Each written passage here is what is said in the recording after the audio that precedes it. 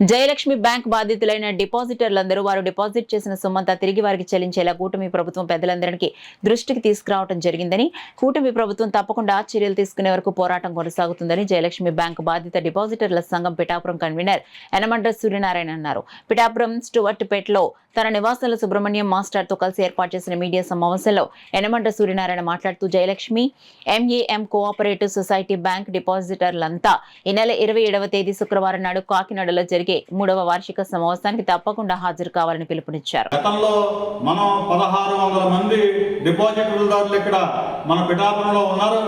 16 కోట్ల రూపాయల దగ్గరగా మనం ఆ రోజు పిఠాపురం నుంచి ఎంఏఎం సొసైటీలో డిపాజిట్లు చేసినటువంటి మన బాధితులు అందరూ కూడా ఈ సమావేశానికి అటెండ్ అయ్యి ఈ కార్యక్రమానికి మనం ఎందుకంటే డబ్బులు చేతికి వచ్చేంత వరకు కూడా పోరాడవలసినటువంటి పరిస్థితి ఏర్పడుతుంది.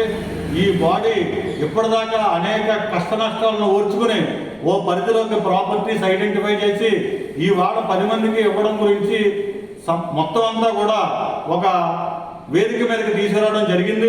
దీన్ని సక్రమంగా బాధితులకు అందేంత వరకు కూడా పోరాటం చేయవలసిందే. అంచేత దయచేసి అన్ని కుటుంబాల నుంచి కూడా మీ డబ్బులు మీకు వచ్చేంత వరకు కూడా మీరు అవిశ్రాంత పోరాటం చేయవలసినటువంటి పరిస్థితి ఏర్పడుతోంది.